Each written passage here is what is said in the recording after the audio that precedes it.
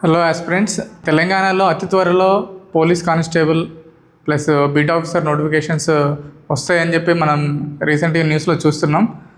SI constable అయితే 5,000 plus vacancies, beat officer అయితే 1393 vacancies అని చెప్పి రీసెంట్గా రెగ్యులర్గా మనం న్యూస్ పేపర్లో చూస్తున్నాం. సో నోటిఫికేషన్ అనేది ఖచ్చితంగా అయితే ఈ మంత్ లేదా నెక్స్ట్ మంత్లో రావచ్చు.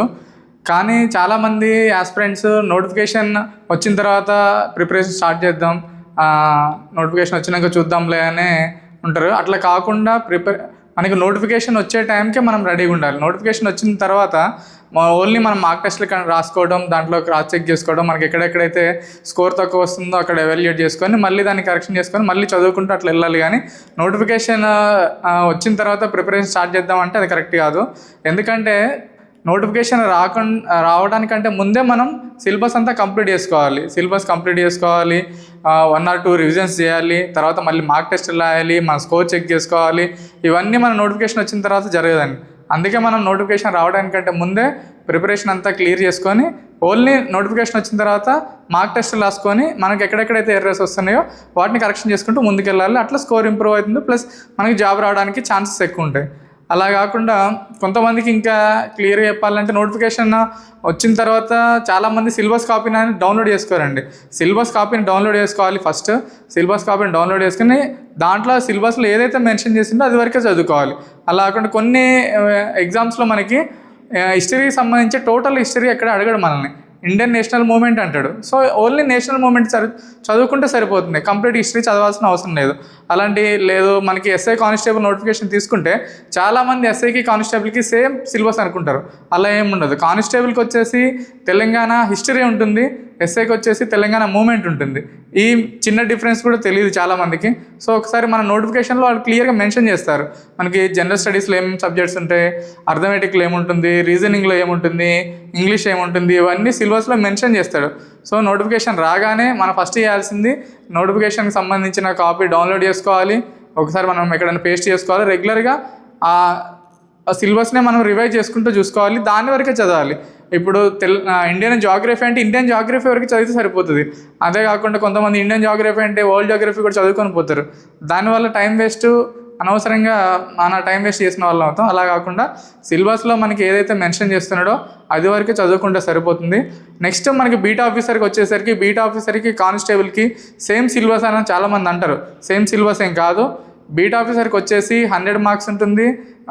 2 పేపర్స్ ఉంటాయి, ఒక్కొక్కటి 100 మార్క్స్ ఉంటుంది. ఒక్కొక్క దానికి 1.5 hour టైం ఇస్తారు. నెక్స్ట్ అర్థమెటిక్ అండ్ రీజనింగ్ మెయిన్గా ఏం ఉండదు బీట్ ఆఫీసర్లో. అర్థమెటిక్తో పాటు ప్యూర్ మ్యాథ్స్ ఉంటుంది, మెన్సురేషన్, జామెట్రీ, ట్రిగ్నోమెట్రీ, ఈ వేరియేషన్స్ అనేవి ఉంటాయి. కానిస్టేబుల్ సిలబస్లో, బీట్ ఆఫీసర్ సిలబస్లో కొంచెం వేరియేషన్స్ అనేవి ఉన్నాయి. అవి ఒకసారి మనం చెక్ చేసుకోవాలి.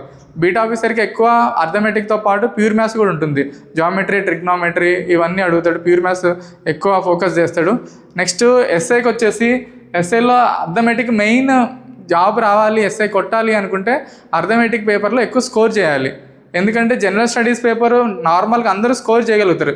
జిఎస్ మనకి ఎక్కడ ఎలాంటి క్వశ్చన్ ఇచ్చినా ఒక 50% మనం స్కోర్ చేయగలుగుతాం. కానీ అర్థమెటిక్ అలా కాదండి. అర్థమెటిక్ ఎవరైతే మ్యాథ్స్ బ్యాక్గ్రౌండ్ ఉన్నవాళ్ళు, మ్యాథ్స్ అర్థమెటిక్ చేయగలుగుతున్న వాళ్ళు, దాంట్లో మనం ఎక్కువ డిఫరెన్స్ పెట్టచ్చు. ప్లస్ రీజనింగ్ ఒకటి. రీజనింగ్ కూడా చాలామంది ప్రాక్టీస్ చేయరు. రీజనింగ్ ఏంటి, మామూలుగా చూస్తే వస్తూ ఉంటే ఎగ్జామ్లో వస్తుందిలే అనుకుంటారు. కానీ అర్థమెటిక్ కంటే కూడా రీజనింగ్ అనేది ఎక్కువ టైం కిల్ చేస్తుంది. అది చాలామందికి తెలియదు. పోయినసారి మనం ఎస్ఐ మెయిన్స్ పేపర్ చూసుకున్నట్లయితే ఒకసారి అర్థమెటిక్ రీజనింగ్ పేపర్ చాలా టఫ్. బ్యాంకింగ్ వాళ్ళు కూడా చేయలేకపోయారు. సో పోయినసారి జిఎస్ పేపర్ ఈజీగా ఉంది, అలా అని చెప్పి ఈసారి జిఎస్ పేపర్ ఈజీగా వస్తుంది, సేమ్ అర్థమెటిక్ పేపర్ టఫ్ వస్తుంది, అలా ఏం పెట్టుకోవద్దు. ఎందుకంటే సిలబస్ కాపీ సిలబస్ వచ్చిన తర్వాత ఎగ్జామ్ ప్యాటర్న్ అనేది ఎప్పటికప్పుడు చేంజ్ అయిపోతూనే ఉంటుంది. క్వశ్చన్స్ అడిగే విధానం కూడా మారుతూ ఉంటుంది. ఈసారి అర్థమెటిక్ పేపర్ ఈజీగా ఇవ్వచ్చు, జిఎస్ పేపర్ టఫ్గా ఇవ్వచ్చు, ఏదైనా జరగచ్చు. లేదు 2 పేపర్లు టఫ్గా ఇవ్వచ్చు, 2 పేపర్లు ఈజీగా ఇవ్వచ్చు. వాళ్ళ ఇష్టం అనమాట. మనకి ఒకటే పర్టికులర్గా ఒక పేపర్ టఫ్, ఈ పేపర్ టఫ్ ఇవ్వాలి, ఈ పేపర్ ఈజీగా ఇవ్వాలి, లేదా ఎకానమీ సిలబస్లో తక్కువ పోర్షన్ ఉంది కాబట్టి దాని నుంచి తక్కువ మార్క్స్ వెయిటేజ్ ఉంది కాబట్టి తక్కువ అడుగుతాం, కెమిస్ట్రీ గురించి తక్కువ అడుగుతాం, జాగ్రఫీ గురించి ఎక్కువ అడుగుతాం. అట్లా ఏం లేదండి. మనల్ని టఫ్ చేయాలి అనుకుంటే ఈసారి జాగ్రఫీ తక్కువ అడిగి ఎకానమీని ఎక్కువ అడగటం, సిలబస్ని వాళ్ళు ఎట్లా సిలబస్లో ఉన్నది కాబట్టి దాన్ని సపరేట్గా వెయిటేజ్ అని కూడా కొంతమంది ఆల్రెడీ పాలిటీలో పోయినసారి 20 క్వశ్చన్స్ వచ్చినాయి, ఈసారి కూడా 20 వస్తాయి, అలాంటిదేం పెట్టుకోవద్దు.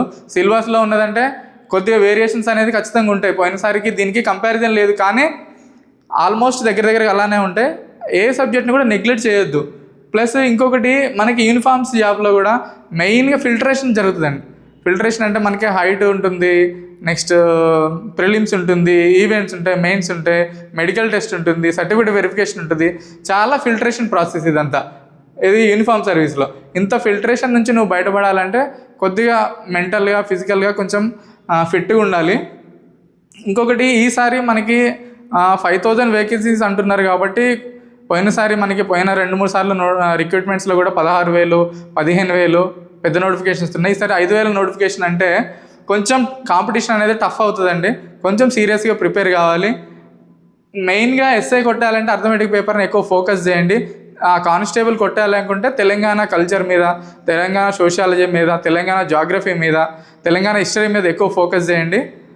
నెక్స్ట్ బీట్ ఆఫీసర్ కొట్టాలి అనుకుంటే అర్థమెటిక్ ప్లస్ ప్యూర్ మ్యాథ్స్ మీద ఎక్కువ కాన్సన్ట్రేట్ చేయండి. జిఎస్లో కూడా మెయిన్గా మీరు ఏ సబ్జెక్ట్ నుంచి క్వశ్చన్స్ అడిగినా సరే, అది ఇప్పుడు పాలిటీయే తీసుకోండి.